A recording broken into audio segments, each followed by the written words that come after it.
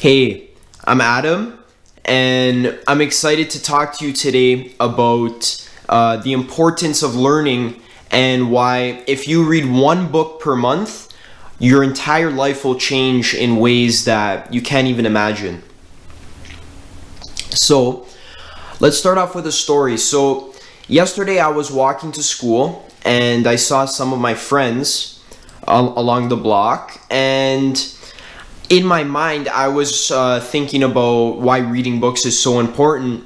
And my friend asked me, "Hey Adam, how do I get better with girls? I want to talk to girls and go on dates with girls.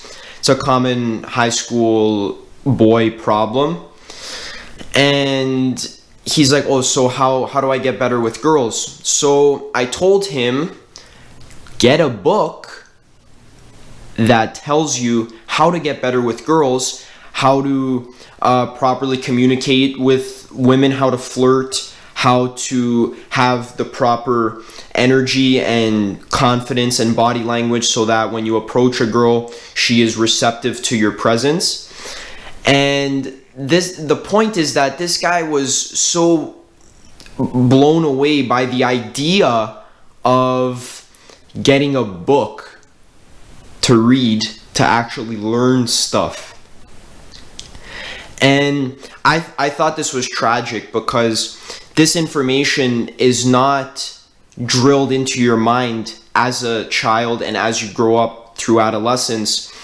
We should be telling our kids to read books about self-help and just things, non-fiction books that improve your life, because the truth is, you can learn everything you need to know about life or learn how to get there by reading a book. So he told me, he said, "Adam, what do you mean I'm gonna read a book? Is it good? Does it what's in the book?" And I told him, "You need to go read it for yourself, and you need to actually want to learn." This is something that is not stressed to our kids. As a teenager, the number one advice you'll hear from adults is stay in school. Do your homework and get good marks so that you can go to university and get a good job. But I think this is terrible advice. The real advice should be go read a book. Go to the bookstore and pick out a book, a non-fiction book that you find interesting, and actually sit down and read it. And if you read one book per month, you will learn way more than you will learn in 4 years of high school and maybe even 4 years of university. So the reason why I think that staying in school is bad advice is because the school system and the education system as a whole is not made with your learning as a student in mind. The education system is very regimented and very hierarchical in the way that we give our students the proper information that we think is important for them to know in their everyday life. So let's first think about the curriculum. So the curriculum, if you don't know, is just the stuff that you're taught in school. Now let's take a second and think, who is the one that is deciding the curriculum that our society is teaching every single kid in the entire society, right? Education is the backbone of a successful society. The most successful societies have top-notch education systems and intelligent populations who can solve problems and figure out solutions to the society's major problems. So you would think that a society that values survival and a society that wants to progress would highly value the education system. So why is our curriculum so bad at teaching kids how to solve problems in creative new ways that haven't been thought of before? Why is there so much stress on memorizing facts? Because no problems have been solved by memorizing facts. Problems are solved by thinking outside the box, which is something that is not stressed in our current curriculum. The person that is, or the person or the group of people that is deciding what the curriculum is and what we should teach our kids are not educated people. They may be educated in school, but they're not educated in life. And this is the distinction that I want to make in this video. The distinction between being educated in school and the distinction between educated in life. Education from life comes first and foremost through first-person experience, but also through reading books from high-quality sources and other people who have also read hundreds of books. And these types of sources may come from all different parts of the world, and they have different value systems and different ideas and points of view and perspectives of life that are valuable for you to learn as a student and just as a person in general. So the group of people that is in charge of the education system, just because of the way the system works, those people have trouble making an educated and proper decision of what to teach our youth, because everybody has a different idea of what is important to learn in life. Maybe the person who is the Minister of Education thinks that it is very important that our students learn business and that every single student it's mandatory for them to take a business class. However, maybe someone else in the Ministry of Education values health, and they think that it's the #1 priority to teach kids how to eat properly and how to work out.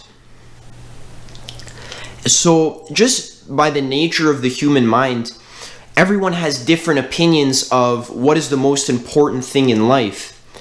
And the problem with this is, since we live in a democracy, everyone gets a vote for what is taught in school, but everyone's votes or not everyone values the same thing, so we end up with political gridlock, which basically means that nothing happens. The education system does not advance in any meaningful way.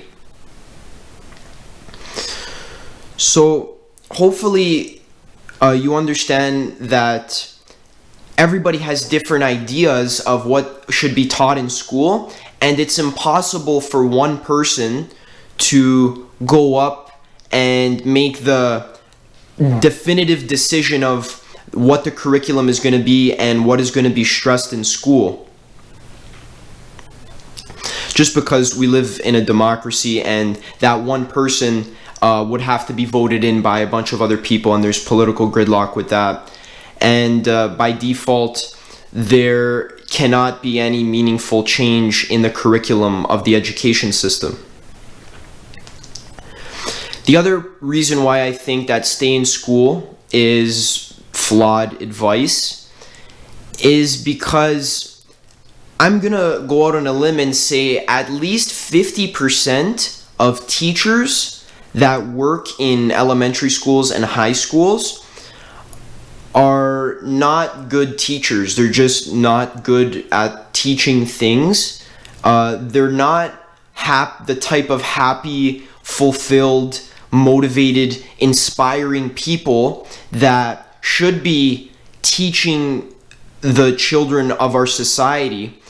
They're just average, mediocre people who are not satisfied with their life, probably have like a terrible marriage and don't know anything about relationships or health or positive thinking or how to learn properly. These people are just doing their job as if teaching kids is like factory labor. Teachers tend to go through the motions because they've been working at the school for 20, 30 years, and they don't really give a rat's ass if the kids learn anything or not.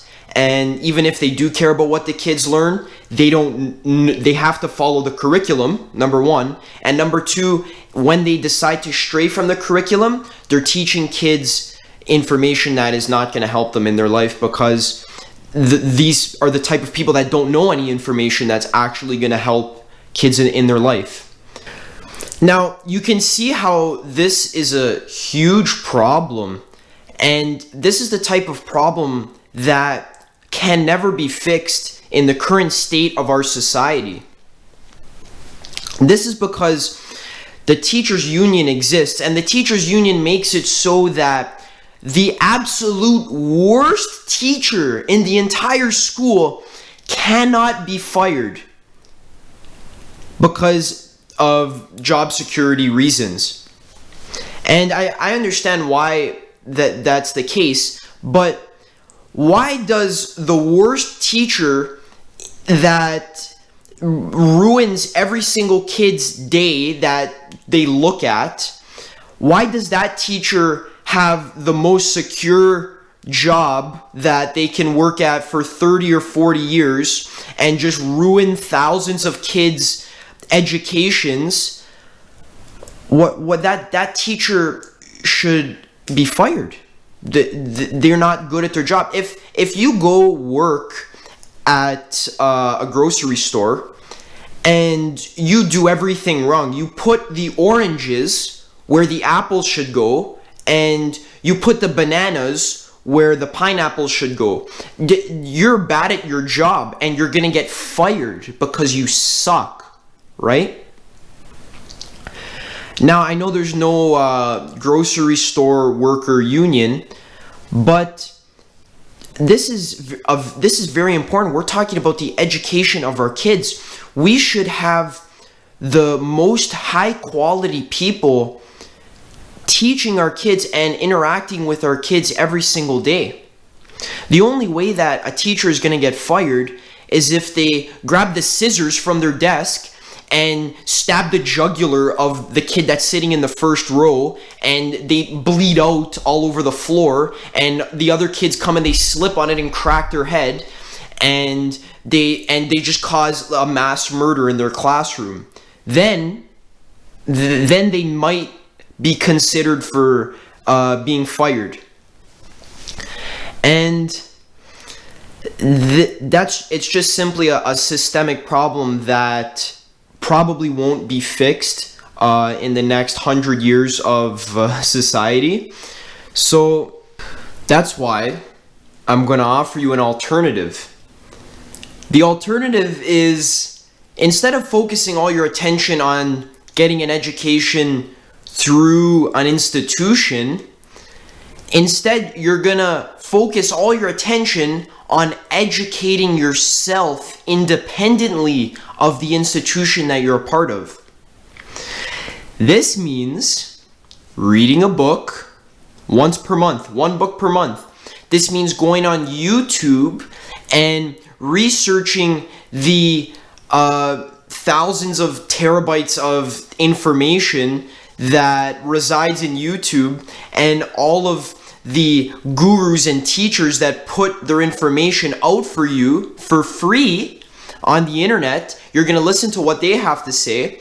You're going to read articles and research information that you personally find interesting.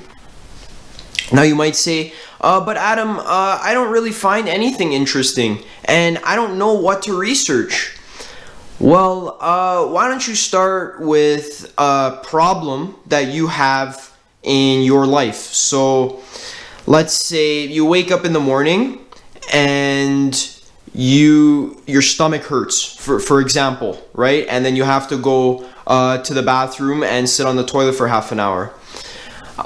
You should research, well, why does my stomach hurt when I wake up in the morning? And then you might find that, oh, it has to do with my diet, or it has to do with my stress levels, or it has to do with my exercise or my lack of exercise. And then from there, you can go and follow that rabbit hole and learn all there is to know about improving your diet and then actually putting in that effort, right? It's all about building a foundation for your life when you're young. That's what I'm talking about. I'm talking about building a foundation that school is not going to build for you, right? All the most important information in life, you will not be taught in school. That's why you have to take it into your own hands to build a foundation for yourself. A web of beliefs in your mind that you need to build, book by book, article by article, video by video. You need to take this into your own hands. Here are the top topics that I think you should probably invest some time to research. Number 1, relationships and dating. This goes without saying. You're a human being. You need to have sex with other human beings, so you should learn how to have proper, fulfilling, loving relationships and how to attract the right people into your life. That's pretty important, and you won't learn anything about that in school. Another topic you should learn about is diet, how to eat healthy food, how to work out properly. A lot of these things you're not going to be taught about in school. And I'm not talking about the food guide. You don't know what you have to eat. If you haven't researched diet, you don't know what you have to eat. There's about 100 different opinions out there and they're all going to tell you that they are the healthiest diet. There's veganism, paleo, vegetarian, raw foods, all these different diets. You need to put in the effort to research which one is going to be best for you, and then you need to actually try it out. And you're not going to learn that in school. You need to research emotional control and emotional mastery. And you can do this by picking up books about meditation, or there's philosophy books out there that are going to teach you about emotional mastery, psychology, learn about your mind, research science. And I'm not talking about the science that you learn in school where the teacher just blurts out a bunch of facts on the PowerPoint presentation and you just have to quickly take notes and memorize them, and then you got to go home and read over them and memorize them, and then you got to go back to school and blurt out everything you memorized on the test and then forget about it the next day. I'm talking about science that interests you. So maybe you're interested in plants, for example, right?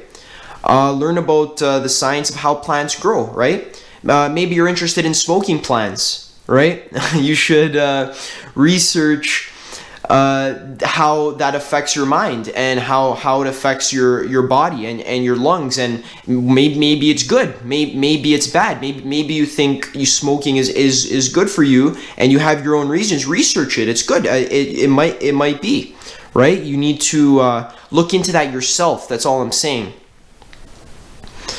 So by building this foundation of knowledge for yourself, you're setting yourself up for a successful life. Learn about finances. Learn about how to manage your money properly. Read biographies of successful people that you admire. Maybe you admire a certain pop singer, for example. Or maybe you admire Donald Trump. Maybe Donald Trump is your idol and you want to be exactly like him when you grow up. You should go out there and read a biography.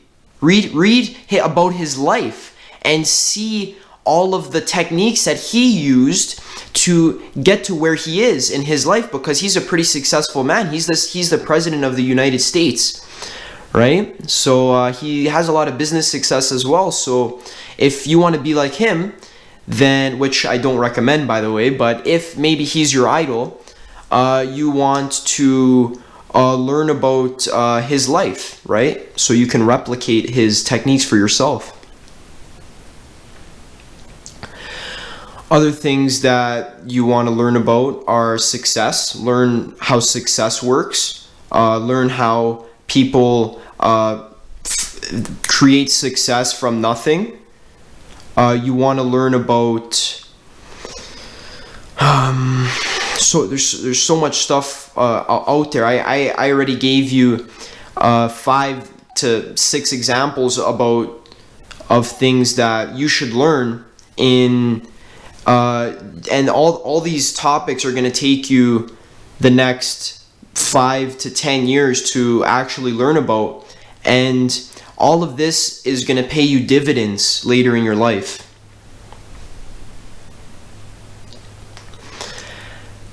You need, especially if you're a young person like me, you need to build your foundation for your life, and you need to stop relying on school to build that foundation for you. Because people think that by going to school and by getting an education and a degree and getting spoon-fed a job by society, that they are building the proper foundation for their life. School is a perfectly valid way to get a great career for yourself. There are many great careers that you can get by studying in a great university. All I'm saying is that the most important things that you need to know for your life will not be mentioned in university. Maybe the things that you need to know for your career you're gonna learn everything about that in university. If you want to be a doctor, you go to medical school, you learn everything about the human body. That's important, and you can only, the best way to learn that is by going to school. But you're probably not going to know anything about relationships and how to attract women and how to attract men. You're also probably not going to know anything about emotional mastery, right? And you're probably not going to know anything about meditation. See how over-specializing yourself in your life is a recipe for disaster. That's why I'm advocating taking your education into your own hands and learning about all these aspects of life that are all inherently interesting. That's the problem. You don't realize how interesting life is. You need to build your curiosity muscles, which is what I'm going to call them. You need to actually legitimately get curious about life. Some people are just content with what they have, right? And you don't want to be content. If you're content, that means you're settling. You don't want to settle, especially when it comes to learning. That's why I named my channel Immortal Learning, because you should be chasing information as if you were an immortal being, as if you were never going to die. Mahatma Gandhi said, Live as if you were to die tomorrow. Learn as if you were to live forever. And that's what I live my life by. I learn as much as I can, and I just want to soak it all in because it makes me feel good to take all the information from all the different aspects of life and to fit it all together and see how I can use it to help other people and how I can use it to help myself, right? So you need to build your curiosity for life. You need to read some books. You need to get curious about life, and you need to realize that you cannot rely on school to get you where you want to be in your life.